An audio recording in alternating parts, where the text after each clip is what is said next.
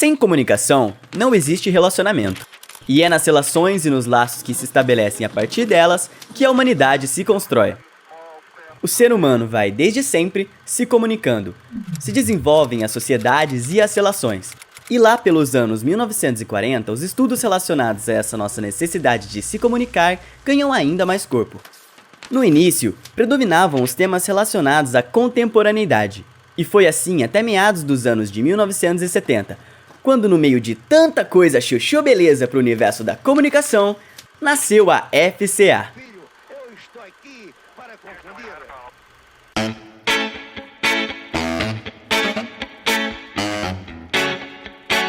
A vibe da época era toda paz e amor e o pessoal tava gamado no jornalismo. A forma do mundo se comunicar com o mundo. Foi ali que começamos a olhar para os meios de comunicação e a entender como eles interferiam nesse processo todo que mexia com os valores e ideias das pessoas. Pesquisadores de todos os cantos estavam manjando esse movimento dos estudos da comunicação. Mas ele nunca foi uma coisa só para todo mundo. Contextos, problemas, questionamentos e pesquisas comunicacionais desde aquele tempo já carregavam particularidades de cada lugar e de cada cultura. Aqui no Brasil, a década de 1960 foi marcada por turbulências políticas, em especial o golpe de 64. O poder atravessou os meios de comunicação pela censura. Essa era a maneira mais fácil de calar o mundo. Naquele momento, claro, todos sofríamos com a liberdade de imprensa. Era aquele terrível momento político, muito triste, muito sombrio que todos vivemos, de perseguição a jornalistas, de perseguição aos jornais, perseguição, sequestro e morte de jornalistas e todos aqueles que defendiam a democracia e que defendiam a liberdade de expressão. A FCA ainda era muito jovem, mas nessa primeira década, além do jornalismo, já abriu espaço para a galera de PP e de RP chegarem. E junto com o cinema, que já estava rolando desde 1964 na universidade, formamos um time de respeito. Um padre chamado Edemar Massotti dirigia a escola de cinema numa iniciativa pioneira da Universidade Católica no Brasil. Essa experiência se tornou uma das marcas da futura FCA, que ainda hoje se destaca pela produção audiovisual.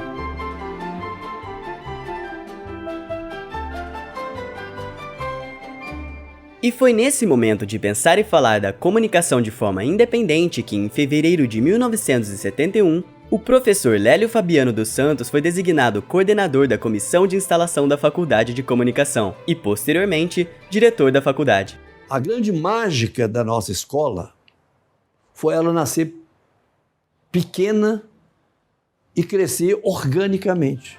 Em 1º de março desse mesmo ano, a Universidade Católica inaugura sua Faculdade de Comunicação Social. Não teve nada de chacrinha. O que rolou foi um grande ciclo de conferências para tratar de formação teórica e técnica, mercado de trabalho, veículos e a liberdade de imprensa na América Latina. Eu lembro das minhas primeiras palavras para essa primeira turma. Eu não sei o que essa escola será, mas eu sei o que ela não será. Ela não seria como o curso que eu fiz de Direito e não seria nem como o curso que eu fiz em Paris. Porque o curso de Paris, até maio de 68, os alunos ficavam sentadinhos, que nem vocês estão, acabava a aula, batia a palma. Eu achava aquilo um escândalo. Eu quero uma escola sintonizada com o mundo, com esse novo mundo que está se arrebentando. E já tinha o Woodstock depois, lá em Nova York. Quer dizer, todo o movimento hippie. Então, tudo isso nos influenciava. Em 1972, enquanto o mundo da comunicação falava sobre Agenda Setting e lia a Galáxia de Gutenberg, de McLuhan, a Faculdade de Comunicação e Arte seguia em movimentação, abrindo espaço para novas ideias e possibilidades, como o nascimento do Marco, o Jornal Laboratório da FCA. Bom, o Jornal Laboratório é uma exigência do currículo mínimo. Então, todo curso de comunicação, na época não tinha curso de jornalismo, tinha habilitação em jornalismo, obrigatoriamente tinha que ter o Jornal Laboratório. E nós tínhamos já 2 experiências. O primeiro foi um jornal mimeografado, diário, né, que chamava O Outro. Depois nós criamos um jornal que se chamava O Marco. um jornal também interno, voltado para a própria turma, e se chamava Marco, porque foi o primeiro marco na nossa experiência conjunta de estudantes de comunicação. E quando chegou a hora de se criar o Jornal Laboratório, que foi, nós estávamos já no 4º período, aí nós tivemos a ideia, porque tudo era decidido, era turma pequena, tudo decidido coletivamente. Então nós decidimos manter o mesmo nome, porque passou a ser o segundo marco na nossa experiência de estudante de comunicação. O Marco era diferentão. Ele viria a ser o mais antigo jornal laboratório do Brasil. Puro pioneirismo.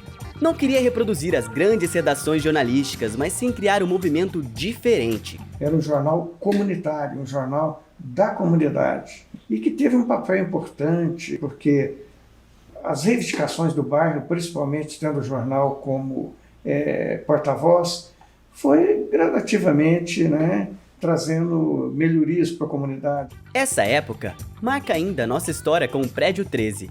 Durante o primeiro ano, os cursos funcionavam na antiga capela do seminário, no Prédio 7, onde hoje é o Espaço Cultura e Fé.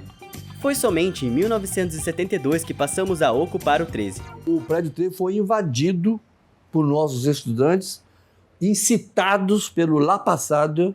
Lapassade era um psicólogo francês, convidado pelo Departamento de Psicologia da UFMG. E nós tínhamos 2 turmas de faculdade, fazendo as matérias iniciais. Nós não tínhamos laboratório, nós não tínhamos nada. No semestre seguinte, nós íamos para o Prédio 13, que ele estava acabando de construir. Aí, quando ele via que não tinha nada de novo, falou assim, mas cadê os laboratórios de vocês? Ah, turma, nós não temos. Vai ser... Vocês não têm laboratório? Como vocês vão ser publicitários, jornalistas sem redação? Não, tem um prédio. Então é o seguinte, vão para esse prédio amanhã. Nós abandonamos, nós que eu também tive que acompanhar o tal prédio da filosofia, fomos o prédio 13. O prédio 13 não tinha porta. No dia seguinte, a universidade correndo para completar a obra. Mas na época os alunos adoraram. E de fato nós começamos o laboratório. 1972 estava uma brasa, mora? Foi também nesse ano que o Diretório Acadêmico foi criado.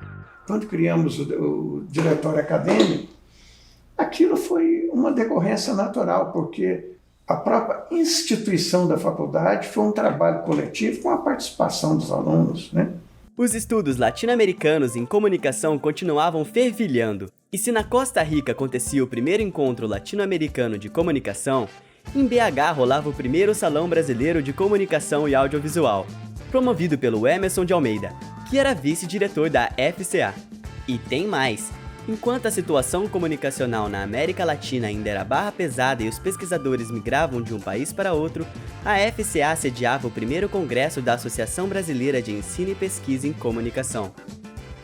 Em 1972, no Rio de Janeiro, foi criada oficialmente, registrada em cartório, a ABPEC, a Associação Brasileira de Ensino e Pesquisa de Comunicação, cujo primeiro presidente foi o Lélio Fabiano dos Santos, que era também diretor da faculdade. No ano seguinte, 73, em julho, foi realizado o primeiro Congresso Brasileiro de Ensino e Pesquisa da Comunicação na faculdade, ou seja, aqui no Prédio 13. O Centro de Pesquisa em Comunicação Comunitária também nasceu nessa época.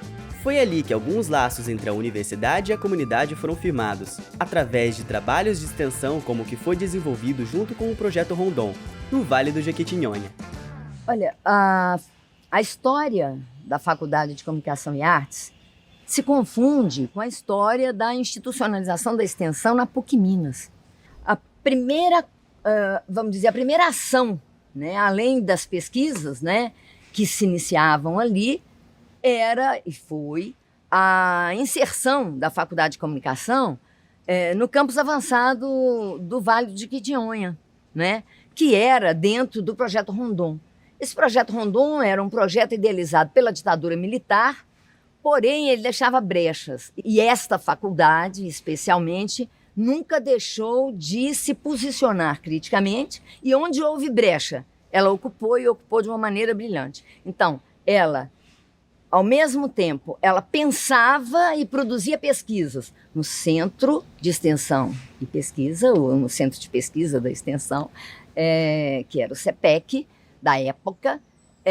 Ao mesmo tempo, norteava e iluminava, conforme os preceitos freirianes, iluminava a prática que era desenvolvida lá no Vale do Jequitinhonha, na cidade de Araçuaí.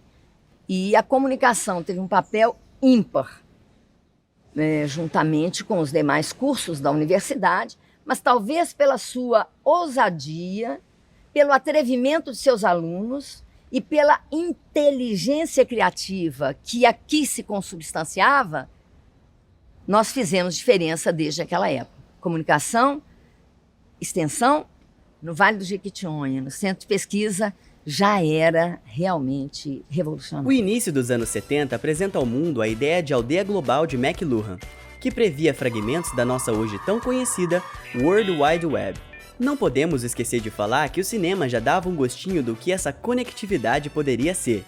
Era dentro das salas com balde de pipoca e refri que a gente conhecia o mundo pelos olhos dos cineastas. Os festivais, o Festival de Curtíssima Metragem Padre Massotti, era um evento, um grande evento aqui que acontecia na PUC. O Padre Massotti, na realidade, foi quem criou o cinema dentro da PUC. E esse festival, ele alimentou assim até os sonhos de gerações e gerações da PUC, né, da Escola de Comunicação da PUC, porque as pessoas entravam para o curso, já ficavam sabendo que tinha um festival, se não me engano, era no quarto período, e elas já ficavam malucas, elas já queriam chegar logo no quarto período, porque elas queriam participar do festival. Esse teatro onde a gente está, ele simplesmente lotava, mas lotava de não ter jeito de entrar, de ficar gente esperando lá fora. E aí você vê, o Pereira fez, ele escreveu um livro, né? Ele tinha tudo isso guardado. Eu, por exemplo, meu filme depois desapareceu, e aí quem chega me entrega o meu filme, tudo. O Pereira, porque ele tinha um cuidado enorme com isso, né? Era a menina dos olhos dele. O Pereira chegou a comprar uma moviola, ele montou ele montou um estúdio dentro da casa dele, né, de amor pelo cinema. Né? O que ele fez com a coisa do cinema, da educação aqui na PUC, é uma coisa, é uma proeza. Né? Basta você ver a quantidade de pessoas que passaram pela mão do Pereira e que fizeram filmes com ele, Super 8 filmes. Né? E eu tenho certeza que, aonde que ele estiver agora, ele está vivendo um papel cinematográfico também. Continua a viver com o cinema pregado junto, né, no coração. Na segunda metade da década, enquanto o mundo lia os estudos de Benjamin, o professor Antônio Fausto Neto era empossado chefe do departamento de comunicação da faculdade. Junto com o professor Lélio Fabiano dos Santos, Antônio Fausto Neto participou da criação e consolidação dos projetos dos cursos da FCA. A escola se constituía, efetivamente, num grande centro, antes de mais ser um centro de formação, eu diria que ela era um centro cultural, um centro de vivência. Não é? Ela se constituiu numa espécie de uma referência, digamos assim, contestadora aos tempos vigentes da época, na medida em que ela se constituía numa espécie de oásis de pensamento, onde jovens podiam pensar, podiam experimentar o laboratório, podiam colocar suas questões, e a escola desfrutava de uma grande horizontalidade pedagógica, e o Lélio tinha muita vivacidade, muita percepção do problema a percepção segundo a qual a boa relação de uma escola de formação como uma escola de comunicação passaria por um processo de simetria nas relações entre os seus entes. Então, ele, leitor da chamada análise institucional, ele chamou um professor, né? Ele inspirou, digamos assim, toda a mecânica de funcionamento da faculdade naquilo que seria a mecânica do Carl Rogers, né, que é o grande teórico em psicologia dos processos não diretivos, digamos assim. Então, a escola tinha, de fato, uma dinâmica de comunicacional muito fundada na interação, e uma interação muito simétrica, onde as partes respeitavam-se do ponto de vista das suas histórias, seus lugares, biografias, e, sobretudo, respeitavam-se a partir de uma mecânica pedagógica simétrica. No final dos anos 1970, os questionamentos e análises sobre formas sociais seguiam fortes. Na FCA, o professor José Milton dos Santos é empossado chefe do Departamento de Comunicação. Nós tínhamos 2 desafios. Um desafio interno, que com muita dificuldade de conseguir equipamentos, de conseguir montar os laboratórios, isso foi uma luta muito grande. E o externo, né, que era a luta contra a ditadura, né? Desde 72, com a ideia da criação da ABPEC, que teve a participação dos estudantes também, né? Associação Brasileira de Ensino e Pesquisa da Comunicação, com a realização do primeiro Encontrão, que depois veio a se chamar Enecom, né? Mas o primeiro apelido era Encontrão.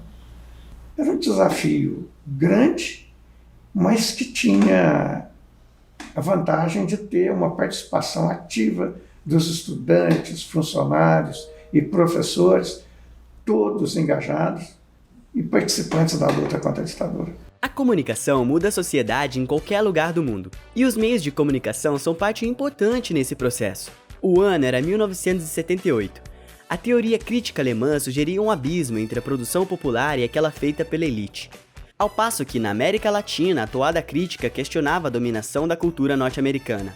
Embora, né, a escola de Frankfurt ela passasse, né, uma ideia, né, de uma pressuposição, né, de uma manipulação social, né, mas ela tinha um lado muito importante, né? Então eu lembro muito de um texto do próprio Adorno, né, que junto lá com Horkheimer, que cunharam o termo, né, de indústria cultural, e que ele falava, né, que a sociedade, né, uma sociedade plenamente democrática, ela só existe né, ela só é vigente, né, sob homens não tutelados, né?